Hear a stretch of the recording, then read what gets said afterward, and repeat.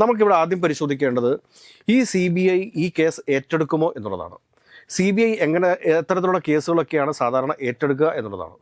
ഇത് വളരെയധികം ജനശ്രദ്ധ ആകർഷിച്ചിട്ടുള്ള ഒരു കേസാണ് ഈ പറഞ്ഞ നവീൻ ബാബുവിൻ്റെ മരണം എന്ന് പറയുന്നത്. വളരെ വലിയ രീതിയിൽ തന്നെ LDF സർക്കാരിൻ്റെ മേൽ കരിനിഴൽ വീഴ്ത്തിയ ഒരു ആത്മഹത്യയായിരുന്നു നവീൻ ബാബുവിൻ്റെ ആത്മഹത്യ എന്ന് പറയുന്നത്. ഈ സർക്കാർ വന്നതിന് ശേഷം, അതായത് UDF സർക്കാർ വന്നതിന് ശേഷം ചികിത്സാ പിഴവ് മൂലം എത്ര ആളുകൾക്ക് പ്രശ്നങ്ങളുണ്ടായിട്ടുണ്ട്.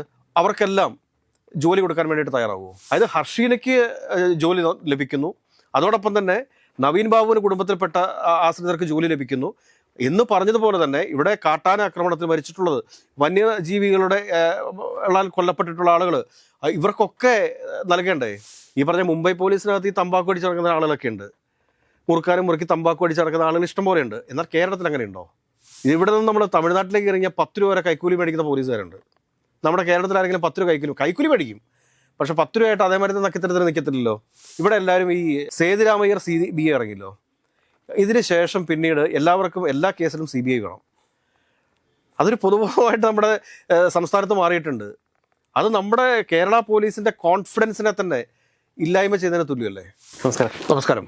കേരളത്തിലെ കോളിൽക്കം സൃഷ്ടിച്ചൊരു വാർത്തയാണ് നവീൻ ബാബുവിൻ്റെ മരണവുമായിട്ട് ബന്ധപ്പെട്ടത്. ആ കേസ് പിന്നീട് CBIക്ക് വിടാനുള്ളൊരു ശുപാർശ വന്നിട്ടുണ്ട്. പിന്നെ അതിന്മേൽ അധികം തീരുമാനങ്ങളൊന്നും ഇതുവരെ ഉണ്ടായിട്ടില്ല എന്നാണ് എൻ്റെ അറിവ്. അതിനൊപ്പം തന്നെ കുറച്ച് ദിവസങ്ങൾക്ക് മുന്നേ അദ്ദേഹത്തിൻ്റെ മകൾക്ക് ആശ്രിത നിയമനം ലഭിച്ചു. അത് സ്വാഭാവികമായൊരു പ്രക്രിയയാണ്. എങ്കിൽ പോലും ഇതിൻ്റെ ഒരു നിയമവശം പരിശോധിക്കുമ്പോൾ ഒരു റൗണ്ട് ഉണ്ടാവും ഇത്തരം ആശ്രിത നിയമനങ്ങൾക്ക്. അതായത് സർവീസിലിരിക്കുമ്പോൾ മരണപ്പെട്ടവരുടെ ഇതുപോലെ നിയമനം കിട്ടാത്ത ഒരുപാട് പേര് ഇപ്പോഴും വെയിറ്റിങ്ങിലാണ് എന്ന് പറയുമ്പോൾ ഈ സർക്കാർ അധികാരം ഏറ്റെടുത്തതിന് ശേഷം ഇതുപോലെ 1-2 നിയമനങ്ങൾ നടന്നിട്ടുണ്ട്, വാർത്തയായിട്ടുണ്ട്. ഒരുപക്ഷെ വാർത്തയ്ക്കാവാം, പക്ഷെ അങ്ങനെ വെച്ച് നോക്കുമ്പോഴും വാർത്താ പ്രാധാന്യത്തിൽ വരാത്ത ഒരുപാട് പേര്, അർഹരായ ഒരുപാട് പേര് പുറത്തു നിൽക്കുമ്പോൾ ഈ സർക്കാർ ഇത്തരം ചില നിയമനങ്ങൾ മാത്രം രാഷ്ട്രീയ നേട്ടത്തിന് ഉപയോഗിക്കുന്നത് ഒരുതരം നീതികേടല്ലേ? നീതികേട് എന്ന പദത്തിന് ഒരുപാട് അർത്ഥങ്ങളുണ്ട്. എനിവേ, അതല്ല നമ്മുടെ ഇവിടുത്തെ പ്രധാനപ്പെട്ട ചർച്ചാ വിഷയം. നവീൻ ബാബുവിൻ്റെ ആത്മഹത്യ കേരളത്തെ പിടിച്ചുലച്ച ഒരു വലിയ കോളിളക്കമായിരുന്നു. അതോടൊപ്പം തന്നെ DCC ട്രഷറായിട്ടുള്ള, വയനാട് DCC ട്രഷറായിരുന്ന ശ്രീ വിജയൻ്റെ ആത്മഹത്യയും കേരളത്തെ പിടിച്ചുലച്ച 2 കോലാഹലങ്ങളായിരുന്നു. എന്നാൽ നവീൻ ബാബുവിൻ്റെ ആത്മഹത്യ വിശുദ്ധീകരിക്കപ്പെടുകയും DCC ട്രഷറിലെ വിജയൻ്റെ ആത്മഹത്യ മറ്റൊരു തരത്തിൽ ചിത്രീകരിക്കപ്പെടുകയും ചെയ്യുന്നിടത്താണ് നീതികേട് എന്ന് പറയുന്ന കാര്യം നമ്മൾ ആദ്യം പറഞ്ഞു വയ്ക്കേണ്ടത്. നവീൻ ബാബുവിൻ്റെ ആത്മഹത്യ ഒരിക്കലും നമ്മൾ ന്യായീകരിക്കുന്നില്ല. കാരണം അത് എന്ത് സംഭവിച്ചു അവിടെ എന്നുള്ളതിനെക്കുറിച്ച് കൃത്യമായിട്ട് പോലീസ് അന്വേഷിച്ചിട്ടുണ്ട്. ഈ പോലീസ് അന്വേഷണത്തിൽ തൃപ്തരല്ല കുടുംബം എന്നാണ് നമുക്ക് അറിയാൻ വേണ്ടി സാധിച്ചിട്ടുള്ളത്. തീർച്ചയായിട്ടും അവരുടെ കുടുംബം സംസ്ഥാന സർക്കാരിന് പുതിയ ഗവൺമെൻറ് വന്നു കഴിഞ്ഞാൽ പുതിയ മുഖ്യമന്ത്രിയെ കാണുന്നു. മുഖ്യമന്ത്രിയെ കണ്ട ഉടനെ തന്നെ അദ്ദേഹം പറയുന്നു ഇത് CBIക്ക് അന്വേഷണം വിടാൻ പോവുകയാണെന്ന് പറയുന്നു. എനിക്ക് തോന്നുന്നു ആദ്യത്തെ മന്ത്രിസഭാ യോഗത്തിലോ 2ാമത്തെ മന്ത്രിസഭാ യോഗത്തിലോ തന്നെ ഈ തീരുമാനം സർക്കാർ പ്രഖ്യാപിക്കുകയും ചെയ്തു. അതായത് നവീൻ ബാബുവിൻ്റെ മരണവുമായി ബന്ധപ്പെട്ടിട്ടുള്ള അന്വേഷണം CBIക്ക് വിടുന്നു എന്നത് ഒരു മന്ത്രിസഭാ തീരുമാനമായിട്ട് അദ്ദേഹം പ്രഖ്യാപിച്ചു. എന്നാൽ നമ്മളിവിടെ മനസ്സിലാക്കേണ്ട കാര്യം എന്താണെന്ന് ചോദിച്ചു കഴിഞ്ഞാൽ, ഒരു CBI അന്വേഷണം എപ്പോഴാണ് ആരംഭിക്കുക എന്നുള്ളതാണ്.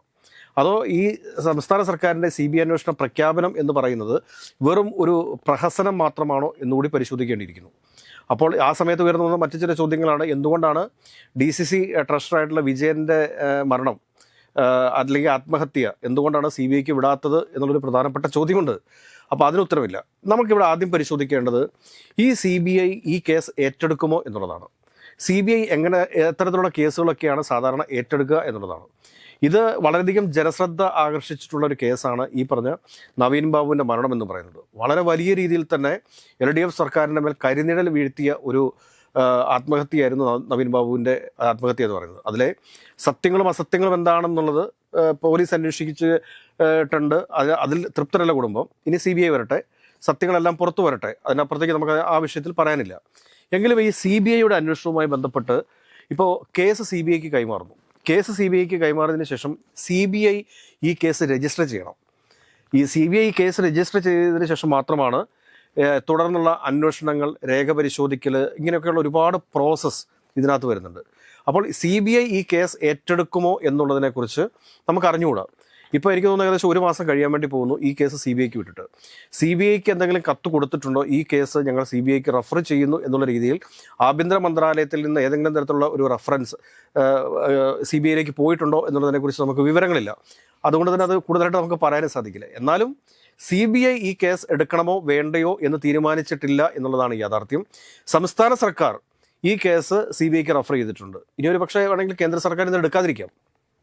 എല്ലാ സംസ്ഥാന സർക്കാരുകളെല്ലാം റെഫർ ചെയ്യുന്ന എല്ലാ കേസുകളും CBI എടുക്കണം എന്ന് നിർബന്ധമില്ല. ഈ കേസ് CBIക്ക് വിടുന്ന സമയത്ത് തന്നെ ഉയർന്നു വന്ന ഒരു ആരോപണമാണ് തങ്ങളുടെ പോലീസിൽ, കേരള പോലീസിൽ വിശ്വാസമില്ലാത്തതുകൊണ്ടാണ് ഈ കേസ് CBIക്ക് വിടുന്നതെന്ന്. ഇത് വേണമെങ്കിൽ സ്പെഷ്യൽ ഒരു ഇൻവെസ്റ്റിഗേഷൻ ടീമിനെയൊക്കെ നിയോഗിച്ച് അന്വേഷിക്കാൻ സാധിക്കുന്ന കേസ് തന്നെയാണത്. കേരള പോലീസിന് ഇപ്പോഴും പിണറായി വിജയന്റെ പോലീസായിട്ടാണല്ലോ സർക്കാരും കാണുന്നത്. ഇപ്പം അത് മാറില്ല, ഇപ്പോൾ ചെന്നിത്തലയുടെ പോലീസല്ലേ. അപ്പോൾ അങ്ങനെ വരുന്ന സാഹചര്യത്തിൽ CBI തന്നെ വന്നാൽ മാത്രമേ ഈ അന്വേഷണം അതിൻ്റേതായിട്ടുള്ള രീതിയിൽ പോവുകയുള്ളൂ എന്നുള്ളത് കേരളത്തിൻ്റെ ഒരു പൊതുബോധമാണ്. ഇവിടെ അതിബുദ്ധിമാന്മാരായിട്ടുള്ള ഒരുപാട് ഇൻവെസ്റ്റിഗേഷൻ ഓഫീസേഴ്സ് ഉണ്ട്. അവർ കൃത്യമായിട്ട് ഒരു SIT രൂപീകരിച്ച് അന്വേഷിച്ചു കഴിഞ്ഞാൽ ഇതിൽ ഏതെങ്കിലും തരത്തിലുള്ള കേസ് അട്ടിമറിക്കപ്പെടുന്നതുമായിട്ട് ബന്ധപ്പെട്ട് എന്തെങ്കിലും പ്രശ്നങ്ങളോ അതല്ലെങ്കിൽ വേറെ എന്തെങ്കിലുമൊക്കെ ദുരൂഹതകൾ അതിനകത്തുണ്ടെങ്കിൽ അതെല്ലാം പുറത്തു വരുന്നതാണ്. എന്നാൽ അതിന് മുതിരാതെ തന്നെ ഈ കേസ് CBIക്ക് വിട്ടത് ശരിക്കും പറഞ്ഞു കഴിഞ്ഞാൽ ആളുകളുടെ പൊതുബോധം എന്താണെന്നറിയാം. ആളുകളെ സംബന്ധിച്ച് കേസ് തെളിയിക്കുക എന്നുള്ളതല്ല, ഇവിടെ ഒരു കുറേ എന്തൊക്കെയോ കാട്ടിക്കൂട്ടലുകളാണ്. ആ കാട്ടിക്കൂട്ടലുകളുടെ ഭാഗമായിട്ടാണ് ഇപ്പോൾ ഈ കേസ് CBIക്ക് പോയിരിക്കുന്നത് എന്ന് തന്നെ നമ്മൾ പറയേണ്ടിയിരിക്കുന്നു. ഇത് കൂടാതെ തന്നെ ഒരു കാര്യം നമ്മൾ മനസ്സിലാക്കുക, ചികിത്സാ പിഴവ് മൂലം, അതായത് കത്രിക വയറിനുള്ളിൽ വെച്ച് തുന്നിക്കെട്ടി, അതൊരു വലിയ ഗുരുതരമായിട്ടുള്ള ചികിത്സാ പിഴവാണ്. അതിൻ്റെ ഹഷീന എന്നാണ് ആ കുട്ടിയുടെ പേര് നിൽക്കുന്നു, ഹർഷീന നടത്തിയ പോരാട്ടങ്ങൾ, ഒരുപാട് വലിയ രീതിയിലുള്ള സമര പരിപാടികൾ അവരും മക്കളൊക്കെ ആയിട്ട് തെരുവിലിറങ്ങിയിരുന്ന് അവർ നടത്തി. അതൊരു പ്രതീകാത്മകമായ സമരമാണ്. കേരളത്തിൽ നടക്കുന്ന നിരവധിയായിട്ടുള്ള ചികിത്സാ പിഴവുകൾക്കെതിരെ അവർ നടത്തിയൊരു വലിയ പോരാട്ടമാണ്. അപ്പോൾ നമ്മൾക്ക് ചോദിക്കാനുള്ള ഒരു ചോദ്യം എന്താണ് എന്ന് ചോദിച്ചു കഴിഞ്ഞാൽ, ഈ സർക്കാർ വന്നതിന് ശേഷം, അതായത് UDF സർക്കാർ വന്നതിന് ശേഷം ചികിത്സാ പിഴവ് മൂലം എത്ര ആളുകൾക്ക് പ്രശ്നങ്ങളുണ്ടായിട്ടുണ്ട്? അവർക്കെല്ലാം ജോലി കൊടുക്കാൻ വേണ്ടിയിട്ട് തയ്യാറാകുമോ? ഇത് സമരത്തിനിറങ്ങി ഇവിടുത്തെ പത്രമാധ്യമങ്ങൾക്കും രാഷ്ട്രീയ പാർട്ടികൾക്കിടെ ഇടയിലെ ഒരു ടൂളായിട്ട് അവർ മാറിയിട്ടുണ്ടോ എന്നൊന്നും ഞാൻ പറയുന്നില്ല. എങ്കിൽ തന്നെയും കൃത്യമായിട്ട് അവരെ പ്രതിപക്ഷ രാഷ്ട്രീയ പാർട്ടി ആ സമയത്ത് അവരെ ഉപയോഗപ്പെടുത്തിയിട്ടുണ്ട്. അതിൻ്റെ നന്ദി സൂചകമായിട്ടാണ് ഈ പറഞ്ഞ ഹർഷീനയ്ക്ക് ജോലി കൊടുത്തേക്കുന്നത്. അപ്പോൾ ഹർഷീനയ്ക്ക് ജോലി കൊടുത്തിട്ടുണ്ടെങ്കിൽ ഹർഷീനയെ പോലെ തന്നെ ചികിത്സാ പിഴവ് മൂലം പ്രശ്നത്തിലായിട്ടുള്ള മറ്റാളുകൾക്ക് ജോലി കൊടുക്കണ്ടേ? അല്ലെങ്കിൽ അവരുടെ ആശ്രിതർക്ക് ജോലി കൊടുക്കണ്ടേ? അതിനെന്തുകൊണ്ട് തയ്യാറാവുന്നില്ല എന്നുള്ളത് രണ്ടാമത്തെ ഒരു ചോദ്യമാണ്. ഇത് കൂടാതെ തന്നെ ഇപ്പോൾ നവീൻ ബാബുവിൻ്റെ ആത്മഹത്യ, കേരളത്തിൽ നടക്കുന്ന ആദ്യത്തെ ആത്മഹത്യയൊന്നുമല്ല ഞാനിപ്പോഴും പറയുന്നു, നവീൻ ബാബുവിൻ്റെ ആത്മഹത്യയും അതിൻ്റെ പിന്നിലുള്ള ആരോപണങ്ങളെയും ഒരു കാരണവശാലും നമ്മൾ തള്ളിപ്പറയുന്നില്ല. അത് അതിദാരുണമായി ഈ കേരള സംസ്ഥാനത്ത് നടക്കാൻ പാടില്ലാത്ത ഒരു കാര്യമായിരുന്നു എന്ന ഒരു നിലപാടിൽ തന്നെയാണ് നമ്മൾ ഉറച്ചു നിൽക്കുന്നത്. എങ്കിലും നമുക്ക് ചോദിക്കേണ്ട ഒരു ചോദ്യമുണ്ട്. കേരളത്തിൽ എത്രയോ ആളുകൾ ആത്മഹത്യ ചെയ്യുന്നു. ഒരു നേരത്തെ കഞ്ഞിക്ക് വകയില്ലാത്ത, അഷ്ടിക്ക് വകയില്ലാത്ത എത്രയോ ആളുകൾ ആത്മഹത്യ ചെയ്യുന്നു. എന്തുകൊണ്ടാണ് അവരുടെ വീടുകളിലേക്കൊന്നും ഈ ജോലി വാഗ്ദാനവുമായിട്ട് നമ്മുടെ സംസ്ഥാന സർക്കാർ കടന്നു ചെല്ലാത്തത്? അതൊന്നും രാഷ്ട്രീയ നേട്ടത്തിന് ഉപയോഗിക്കാൻ പറ്റില്ല. രാഷ്ട്രീയ നേട്ടത്തിന് ഉപയോഗിക്കാൻ സാധിച്ചില്ല എന്ന് മാത്രമല്ല, അതൊന്നും പുറത്ത് ജനമറിയില്ല എന്നുള്ളത് കൊണ്ടാണ്. നവീൻ ബാബുവിൻ്റെ കുടുംബത്തെ സംബന്ധിച്ച് അദ്ദേഹത്തിൻ്റെ ഭാര്യ തഹസിൽദാറാണ്. ഈ നല്ല രീതിയിൽ ഗവൺമെൻറ്റിൻ്റെ കയ്യിൽ നിന്നും ശമ്പളം കൈപ്പറ്റിക്കൊണ്ടിരിക്കുന്ന ആളാണ്. ഇത് കൂടാണ്ട് ഇനി അവർ വിരമിക്കുന്ന സമയത്ത് അവർക്ക് വളരെ വലിയ രീതിയിലുള്ള പെൻഷൻ കിട്ടും. മക്കൾക്ക് അത്യാവശ്യം വിദ്യാഭ്യാസം ഉള്ളതാണ്. അപ്പോൾ അങ്ങനെയുള്ള ഒരാൾക്ക് എന്തിനാണ് സർക്കാർ ജോലി എന്നുള്ളതാണ് ചോദ്യം. അപ്പോൾ ഇവിടെ സർക്കാർ പറഞ്ഞു വരുന്നത് എന്തായിരിക്കും? നിങ്ങൾ ഇങ്ങനെയൊന്നും സംസാരിക്കരുത്. ഇത് ഈ സർക്കാർ അങ്ങനെ ഞാൻ പറയട്ടെ, കൃഷിനാശം സംഭവിച്ച് ആത്മഹത്യ ചെയ്തേക്കുന്ന ആളുകളില്ലേ, അവരുടെ വീട്ടിലുള്ള ആർക്കെങ്കിലും ആശ്രയക്ക് നിയമനം കൊടുക്കണ്ടേ? അതോടൊപ്പം തന്നെ കാട്ടാന ചവിട്ടിക്കൊന്നിട്ടുള്ള എത്ര ആളുകളുണ്ട്, പുലി പിടിച്ച് മരിച്ചിട്ടുള്ള എത്ര ആളുകളുണ്ട്. അപ്പോൾ അവരുടെ കുടുംബത്തിൽ നിന്നൊക്കെ ആളുകൾക്ക് ആശ്രയക്ക് നിയമനം നൽകാത്തതാണ് സർക്കാർ എന്തുകൊണ്ടാണ് ഇങ്ങനെ രണ്ട് രീതിയിൽ പൗരന്മാരെ കാണുന്നത്? രണ്ട് രീതിയിൽ ഒരു തരത്തിലൊക്കെ പൗരന്മാരെ കാണാൻ പാടില്ലല്ലോ. അതായത് ഹർഷീനയ്ക്ക് ജോലി ലഭിക്കുന്നു, അതോടൊപ്പം തന്നെ നവീൻ ബാബുവിന് കുടുംബത്തിൽപ്പെട്ട ആശ്രിതർക്ക് ജോലി ലഭിക്കുന്നു എന്ന് പറഞ്ഞതുപോലെ തന്നെ ഇവിടെ കാട്ടാന ആക്രമണത്തിൽ മരിച്ചിട്ടുള്ളത്, വന്യജീവികളുടെ കൊല്ലപ്പെട്ടിട്ടുള്ള ആളുകൾ, ഇവർക്കൊക്കെ നൽകേണ്ടേ? ആത്മഹത്യ ചെയ്തവരെ വിട്ടേരെ, കടക്കണിയിൽ മുങ്ങി ആത്മഹത്യ ചെയ്ത പാവപ്പെട്ട കർഷകരെയും വ്യവസായികളെയും ചെറുകിട വ്യവസായികളെയും ഒക്കെ വിട്ടേരെ. എന്നാൽ അവരെയൊക്കെ ഡിപ്പെൻഡ് ചെയ്ത് നിൽക്കുന്ന ആളുകളുടെ അവസ്ഥ എന്താണ്? ഇവിടെയാണ് സമൂഹത്തെ വേർതിരിവുണ്ടാക്കുന്നതായിട്ട് ആരെങ്കിലും സംശയിച്ചാൽ അതിനെ എതിര് പറയാൻ വേണ്ടി സാധിക്കുമോ? പറ്റത്തില്ല. അപ്പോൾ CBIക്ക് വിട്ടേക്കുന്ന അന്വേഷണം നാളെ എന്താകും എന്നുള്ളതിനെക്കുറിച്ച് നമുക്ക് അറിഞ്ഞുകൂടാ. 1 മാസം കഴിഞ്ഞിരിക്കുന്നു. ആളുകളുടെ പൊതുബോധത്തിലേക്ക് കടന്നുകൂടിയിരിക്കുന്ന ഒരു കാര്യമാണ്. എനിക്ക് തോന്നുന്നു സത്യമേവ ജയതേ എന്നുള്ള പൃഥ്വിരാജ് സിനിമയാണെന്ന് എനിക്ക് തോന്നുന്നു. അതിനകത്ത് കൃത്യമായിട്ട് പൃഥ്വിരാജ് ഈ കാര്യങ്ങൾ അല്ലെങ്കിൽ ആ ഒരു തിരക്കഥാകൃത്ത് കൃത്യമായിട്ട് അത് വരച്ച് കാണിക്കുന്നുണ്ട്. അതായത് ആളുകളുടെ പൊതുബോധമാണ്. ആളുകളുടെ പൊതുബോധം സൃഷ്ടിക്കുന്ന ആരാണ്? ഇവിടുത്തെ മാധ്യമങ്ങളാണ്. അപ്പോൾ മാധ്യമങ്ങളെ വിലക്കെടുത്തു കഴിഞ്ഞാൽ ഇവിടുത്തെ പൊതുസമൂഹത്തെ ഏത് രീതിയിൽ വേണമെങ്കിലും ഒരു പൊതുവായിട്ടുള്ളൊരു ബോധം അവരുടെ മനസ്സിലേക്ക്, അവരുടെ ബ്രെയിനിലേക്ക് അടിച്ചേൽപ്പിക്കാൻ പറ്റുമെന്നുള്ളത് യാഥാർത്ഥ്യമാണെന്ന്. ഈ CBI ഒരു കേസ് ഏറ്റെടുത്താൽ തന്നെ ആൾക്കാർ ഒരുവിധം ഹാപ്പിയാണ്. പിന്നെ അങ്ങോട്ട് അന്വേഷണം നടക്കണമെന്നില്ല. CBI ഏറ്റെടുത്തിരിക്കുന്ന എത്ര കേസുകൾ ഇവിടെ തെളിയാതെ കിടക്കുന്നത്? എത്ര കേസുകൾ ഇവിടെ തെളിയാതെ കിടക്കുന്നു? എന്നാൽ നമ്മുടെ കേരള പോലീസിലെ ചുറുചുറുക്കുള്ള ആൺകുട്ടികൾ അന്വേഷിച്ചിട്ടുള്ള ഏതെങ്കിലും കേസ് തെളിയാതിരുന്നിട്ടുണ്ടോ?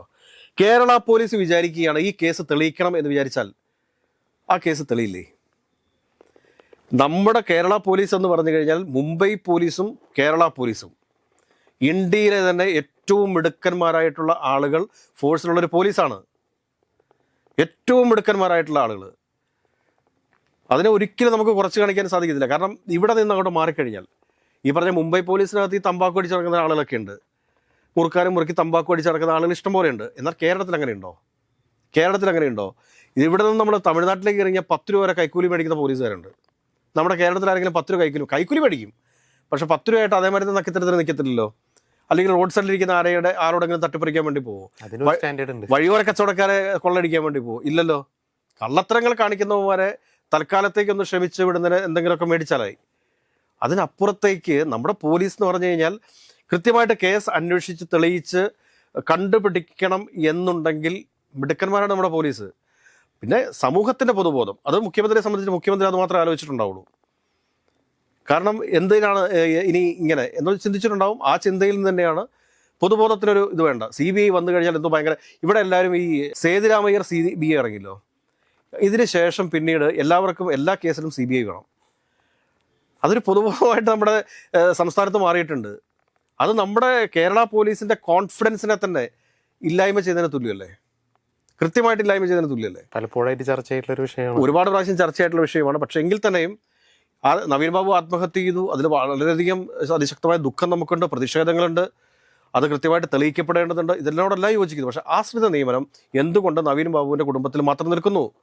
അവർ സാമ്പത്തികപരമായിട്ട് അത്ര മോശപ്പെട്ട് നിൽക്കുന്ന ആളുകളൊന്നുമല്ല.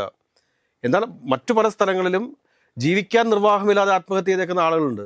അല്ലെങ്കിൽ സർക്കാരിൻ്റെ കെടുകാര്യസ്ഥത മൂലം ആത്മഹത്യ ചെയ്തേക്കുന്ന ആളുകളുണ്ട്. അപ്പോൾ അവരുടെ ആശ്രിതർക്കും ജോലിയൊന്നും വേണ്ടേ?